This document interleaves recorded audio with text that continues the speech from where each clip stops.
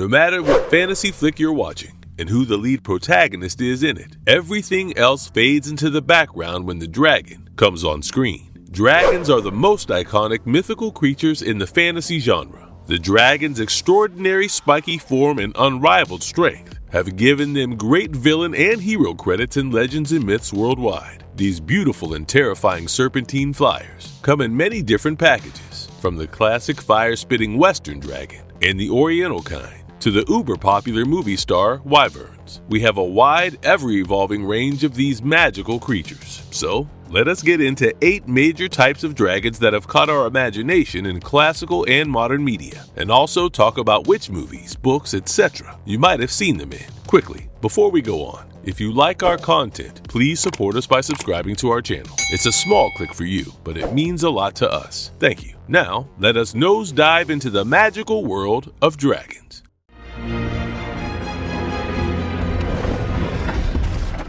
Origins. Dragons sit at the very top of the legendary creature summit, and there is no real contender that could knock them off it. But where did they come from? The word dragon has its roots in Old Greek and Latin. Most of the references point to a serpent or serpent-like creature. Some Indo-European terms coming from Greek words and Sanskrit roots imply the deadly glance possessed by these dragon-like creatures. These names likely came from a dragon's unusually bright eyes that do not blink, their most unsettling feature. Dragons and draconic beings are mythical phenomena that are present in almost every culture around the world, from ancient Mesopotamia, China, and India to Greek and Norse mythology. Dragons have a place, not just as the bad monsters, but also as heroes. Now, that is a curious thing, isn't it? A creature that we think to be a pure myth exists in varied texts globally, in a time with limited and tedious communication lines across continental landmasses. How did these creatures exist everywhere and nowhere at the same time? How did they become these giant fear-inspiring figurines in just about every place touched by wind and water? Is it because of the innate fear of snakes that the human psyche carries, as some argue, or is a part of lost history waved off as mythology? The answer to this question may never get a lock, stock, and barrel explanation, but it is all this mystery surrounding these mythical creatures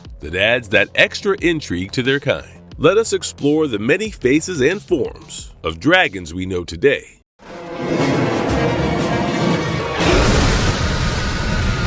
1. Western dragon. An evil dragon guarding a treasure and a hero trying to slay it. That's an image we can all relate to, as we have seen or read it somewhere. This is the Western dragon. The Western dragon is a fire-breathing serpentine giant, typically depicted with 4 legs, bat-like wings, and a long tapering tail. Their blood may have unique properties that allow them to live long lives and arm them with acidic discharges. As the name suggests, the Western dragon was conceptualized through overlapping European myths and legends. The battles between the Greek god Zeus and the 100-headed serpent that breathed fire, Heracles, and Hydra, the sea monster dragon, and the great red dragon in the New Testament, or Thor's quest to kill Jormungand in Norse mythology. The Western dragon lore is vivid and old. In the modern day, Western dragons are all over the fantasy genre. We've got books, movies, video games, web series, all teeming with them. The term Western dragon was coined in the dragonology books. In modern Western fiction such as Dungeons & Dragons, the Western dragons are depicted as the cream of the crop, above all other kinds like wyverns or lindworms. It is not easy for me to agree with the fantasy writers here though, because I think wyverns are pretty awesome in their own right. Let us check them out now.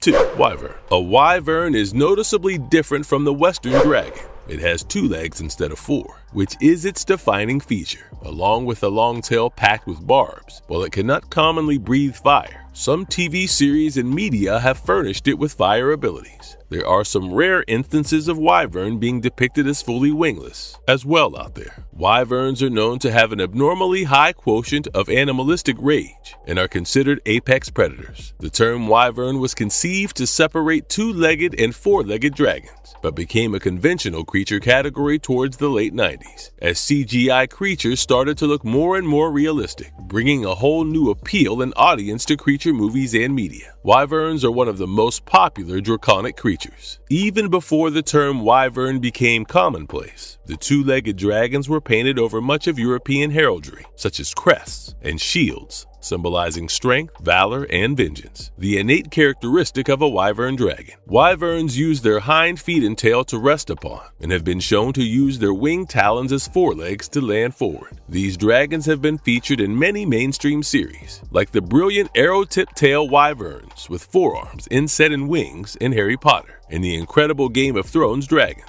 They also play a part in Dungeons & Dragons and Monster Hunter video games, and the 2020 giant creature movie based on them.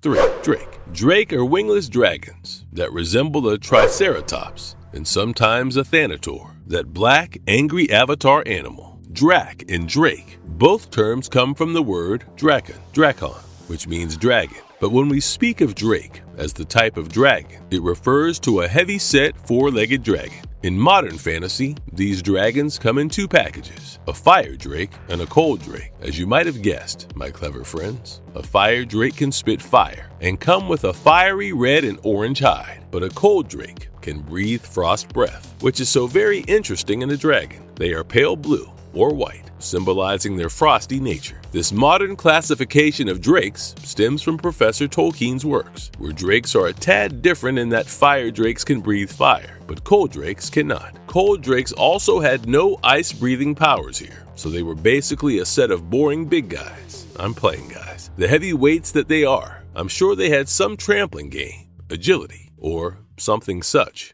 4. Worm. Worms are dragons that look like extended worms. They have long bodies with tiny legs. Sometimes they are even depicted as legless. They are flightless dragons that have no wings. Worm are most famously known in Germanic mythology, where they were portrayed as colossal venomous snakes that kept and guarded gold stashes. But in the later stories, their representation came closer to draconic creatures, sometimes even being shown to have wings. The most fascinating worm myth comes from Beowulf, an old English epic of Germanic heroism, which is touted as one of the most important works in Old English. In the final act of the poem, Beowulf fights a worm, a gigantic fire-breathing creature, in an act of ultimate heroism. With the will to protect his people, Beowulf kills the dragon and martyrs himself. Beowulf was the first exhibition of a dragon slayer in English literature, and the dragon's presence and villainy in this work showcased the growing trend of dragons in European mythology. Worm is also one of the origin terms for lindworm, and let's check out how lindworms are connected to worms next.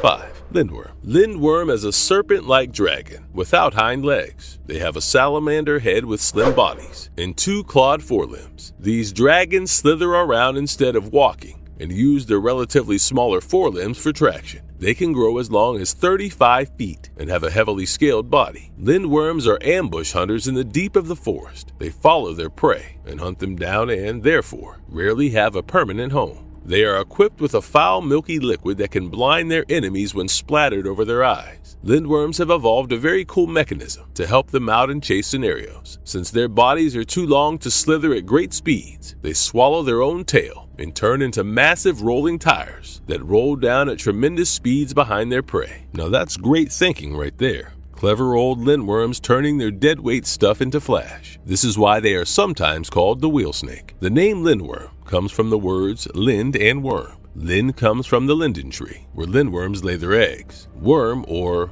worm, refer to worm-like dragons without wings. A lindworm's depiction varies from country to country, and they are sometimes seen without any legs at all, like in Swedish folklore.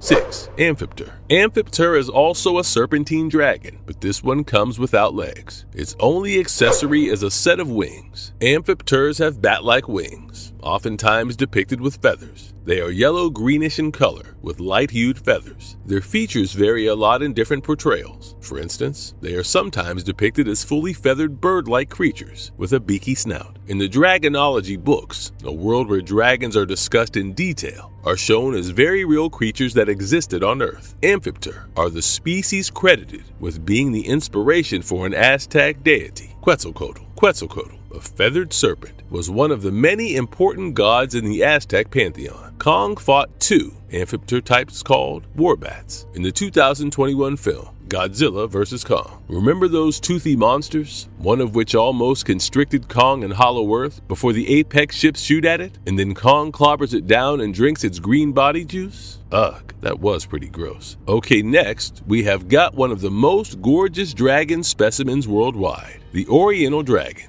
7. Oriental dragon. Oriental dragons are the oldest and one of the most ornate depictions of dragons in the world. Their history dates back even earlier than the Chinese Xia dynasty, which was around 2100 BCE, over 4,000 years ago. Unlike European dragons, Oriental dragons are revered in Asian culture and folklore, while the Western dragon variety is often shown as evil entities that terrorize and are ultimately taken down by heroes of men. The Eastern dragons have a somber attitude and are seen as forces of nature. They are protectors of earthly elements, like wind and water. Oriental dragons often live in, and some even rule, the rivers and seas, and they are celebrated like royalty, depicted with slight differences throughout East Asia. The Oriental dragons are similar in appearance and have many shared features. These dragons possess a serpentine physiology, like most European types. They have 4 legs, but are mostly portrayed as wingless water creatures, with the exception of Yinglong, the oldest of all Eastern dragons. Their bodies are comprised of facets from different animals: the body of a serpent, deer antlers, talons of birds of prey, soles of a tiger, and fishy scales of a carp. Some even don catfish whiskers. The Oriental dragon is greatly influenced by the Chinese dragons, but there are differences in small details, like the toe count. The Chinese dragons has 4 toes, with the emperor dragon often shown with 1 extra toe. The Japanese dragons, however, have 3 toes.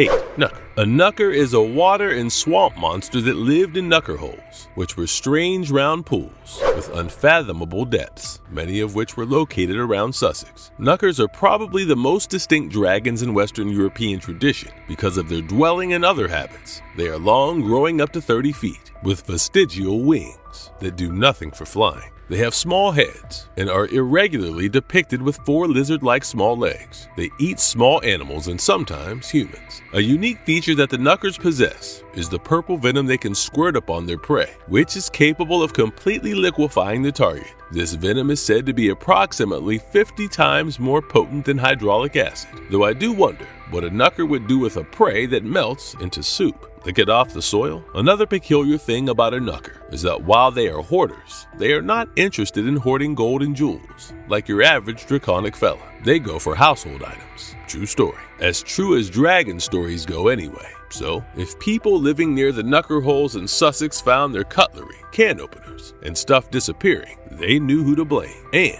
well, there wasn't really anything they could do about it.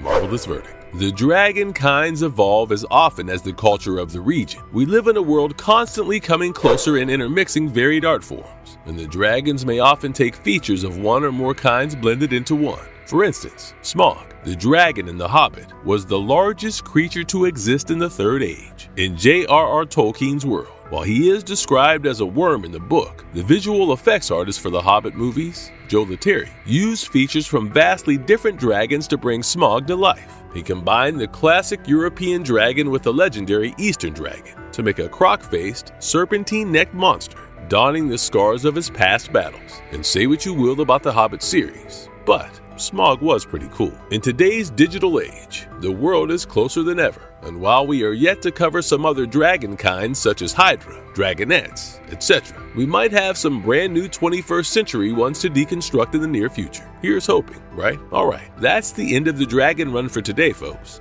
Do let us know which is your favorite dragon and why. If you like this video, please give us a thumbs up and subscribe to us if you haven't already. Take care now.